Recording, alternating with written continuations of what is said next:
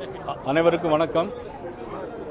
இன்றைக்கி தமிழகத்துடைய முதலமைச்சர் அவர்கள் இன்றைக்கு ஒரு நீட் தேர்வு வேண்டாம் என்று மீண்டும் ஒரு தீர்மானத்தை கொண்டு வந்திருக்கிறாங்க.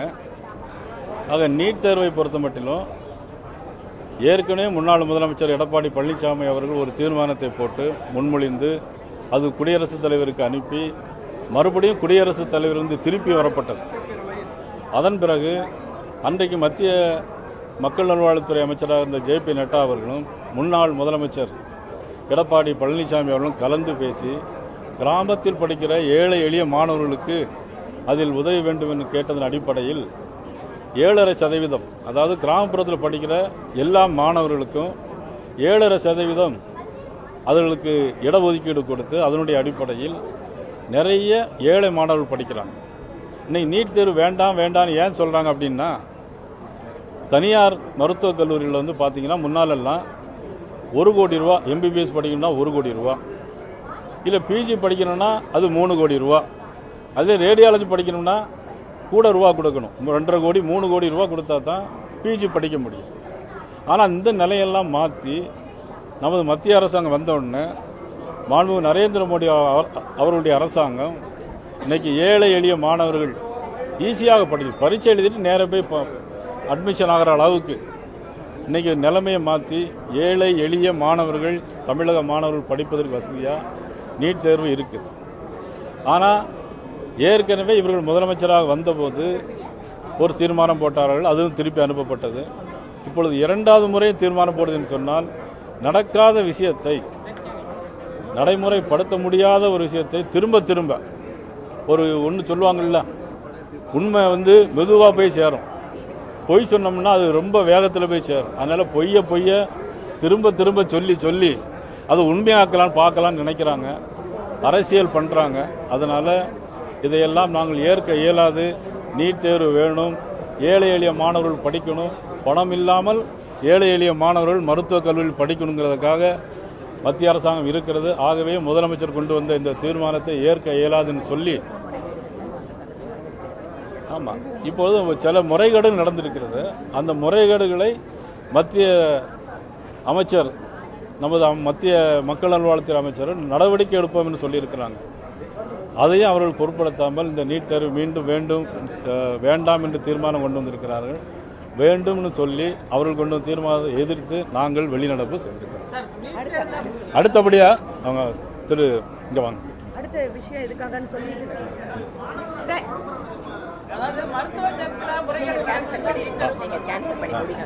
மருத்துவத்துறையில முறைகேடு நடக்குது. அந்த சேர்க்கையில நீட் தேர்வு பண்ணுது. இப்ப நீட் தேர்வுல முறைகேடு இருக்கும்போது அது மாணவர்களை குழப்பாதான். அதாவது என்னன்னா, நீ கேட்குற நல்ல கேள்வி இது. அதாவது இந்த நீட் தேர்வு ஆரம்பிச்சு எத்தனை வருஷம் ஆச்சு? இதுவரையில் எந்த விதமான குளறுபடியும் கிடையாது. இப்போ ஒரு இடத்துல ஒரு மாநிலத்தில் ஒரு தேர்தல் ஒரு தேர்வு முறைகேடு நடந்ததாக சொன்னதுனால உடனடியாக அமைச்சர் தீவிரமாக நடவடிக்கை எடுக்கப்படணும்னு அமைச்சர் சொல்லிட்டாங்க. இதே மாதிரி தமிழ்நாடு நியாயப்படுத்த விரும்பலை, ஆனால் இதே மாதிரி தமிழ்நாட்டில் எத்தனையோ தேர்வு நடந்திருக்கு. +2 தேர்வு நடந்திருக்கு. ஒரு சில இடங்களில் வினாத்தாள்கள்லாம் என்னென்னா ரிலீஸ் ஆகிருக்கு. அதுக்காக அந்த +2 தேர்வே ரத்து பண்ணிட்டாங்களா? இல்லை.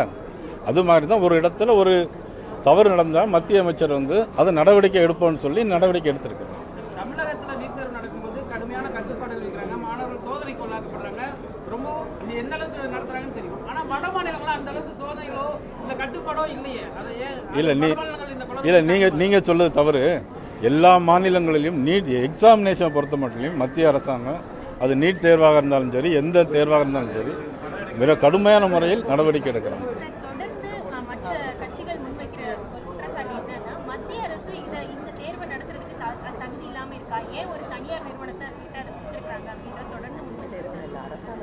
அது அரசாங்கத்தோட கட்டுப்பாட்டில் இருக்கக்கூடிய ஒரு நிறுவனம் தான். அது தனியார் இல்லை, அரசாங்கத்தால் ஏற்படுத்தப்பட்ட ஒரு எப்படி இங்கெல்லாம் நம்ம தமிழ்நாட்டில் டாமின், எக்ஸ்ப்ளோசிவ்ஸ் அதெல்லாம் இருக்கிற மாதிரி அது ஒரு ஏஜென்சி நிறுவனம், அவ்வளோதான். இண்டிபெண்டன்ட் அமைப்பாக ஏன் சார் செயல்பட்டுக்கிட்டு இருக்கு? இல்லை அவங்களுக்கு இல்லை, அதாவது ஒரு தேர்வுங்கிற முறையில் அவங்க சில கடுமையான நடவடிக்கைகள் எடுப்பாங்க, கடுமையான நடவடிக்கைகள் எடுக்கிறாங்க. அதனால் இண்டிபெண்டன்ட் சொல்ல முடியாது. ஆமாம், மினிஸ்ட்ரி அண்டர் கீழே தான் இருக்குது. அடுத்தது ஊடக நண்பர்களுக்கு வணக்கம். இல்லை இங்கே வாங்க. ஊடக நண்பர்களுக்கு வணக்கம். நீட் தேர்வு தொடர்பான மாண்புமிகு முதலமைச்சரோட தீர்மானத்திற்கு என்ன விளக்கம் பாரதிய ஜனதா கட்சி சார்பில் கொடுக்கணுமோ அதை அண்ணன் திரு நயினா நாகேந்திரன் அவர்கள் இங்க குறிப்பிட்டார். இது இல்லாமல் நாங்க நேற்று மாலை கவன ஈர்ப்பு தீர்மானத்தையும் கொடுத்திருந்தோம். இன்று செய்தித்தாள்கள் எல்லாம் வந்திருக்கு. இது தொடர்பான விஷயங்கள் கடந்த 4-5 மாதங்களாக வந்துட்டு இருக்கு. தமிழகத்தினுடைய இயற்கை வளம் மணல் கொள்ளை எப்படி நடந்துட்டு இருக்கு அப்படின்னு இது ஏதோ ஒரு சில இடங்கள்ல ஒரு சிலர் ரிப்போர்ட் பண்ணாங்க, இல்ல அவங்களோட குற்றச்சாட்டு சொன்னாங்க அப்படிங்கிற மாதிரி இல்ல. அறிவியல் ரீதியாக இதை ஆராய்ந்து தமிழகத்தில் 4700 கோடி ரூபாய் அளவிற்கு தமிழக மக்களுடைய வளம் கொள்ளையடிக்கப்பட்டிருப்பதாக அமலாக்கத்துறை அதிகாரிகள் மாநிலத்தினுடைய டிஜிபிக்கு கடிதம் எழுதியிருக்காங்க. இது தொடர்பாக விவாதிக்க வேண்டும், தமிழக அரசு இதற்கு பதிலளிக்க வேண்டும் என்று நேற்று மாலை கவன ஈர்ப்பு தீர்மானம் கொடுத்தோம். ஆனால் இன்று அதை விவாதத்திற்கு எடுத்துக்கொள்வதற்கு சட்டப்பேரவைத் தலைவர் அனுமதி அளிக்க மறுத்துவிட்டார்.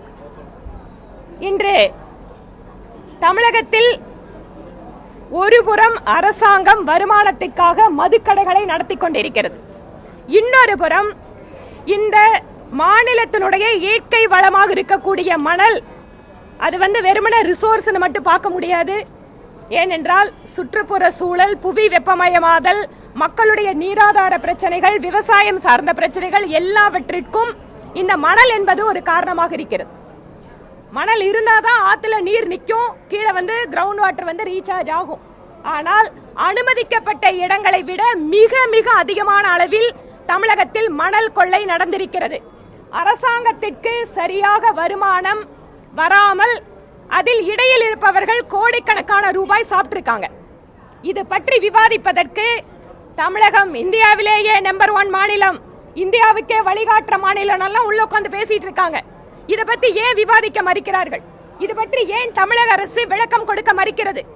எதற்கெடுத்தாலும் மாநிலத்திற்கு சுயாட்சி இருக்கு, மாநிலத்துல நாங்க எங்களோட விஷயத்துல தலையிடுறாங்கன்னு பேசுற திராவிட முன்னேற்ற கழகத்தோட தலைவர்கள் அமலாக்கத்துறை மாநிலத்தில் இருக்கக்கூடிய மாவட்ட ஆட்சியாளர்களுக்கு சம்மன் அனுப்பி இன்று மாநில அரசோட அதிகாரத்தில் இருக்கிறவங்க எல்லாம் கூப்பிட்டு பதில் கேட்கிறாங்களே, அப்ப இதற்கான விளக்கத்தை ஏன் தமிழக அரசு அளிக்க மறுக்கிறது?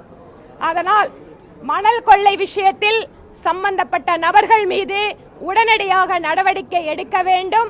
அமலாக்கத்துறை எடுக்கின்ற நடவடிக்கை தொடர்பாக வெள்ளை அறிக்கையை தமிழக அரசு வெளியிட வேண்டும் எனவும் பாரதிய ஜனதா கட்சியின் சார்பில் கேட்டுக்கொள்கிறோம். இன்றைக்கு நீர்வளத்துறை சார்பாக எல்லா சட்டமன்ற உறுப்பினர்களுக்கும் ஒரு அழகான கப்பு கொடுத்திருக்காங்க. ஒரு கப்பு கொடுத்திருக்காங்க, தெரியுதுங்களா? ஒரு காலி கப்பு கொடுத்திருக்காங்க. தமிழக அரசுக்கு நாங்கள் கோரிக்கை வைக்கிறோம், வரக்கூடிய காலத்துல இந்த கப்புல மணல் நிரப்பி நம்மோட வருங்கால தலைமுறைக்கு இதுதான் மணல்ல காட்டாம இருக்கிற சூழலை தமிழக அரசு ஏற்படுத்த வேண்டும் எனவும் கோரிக்கை வைக்கிறோம்.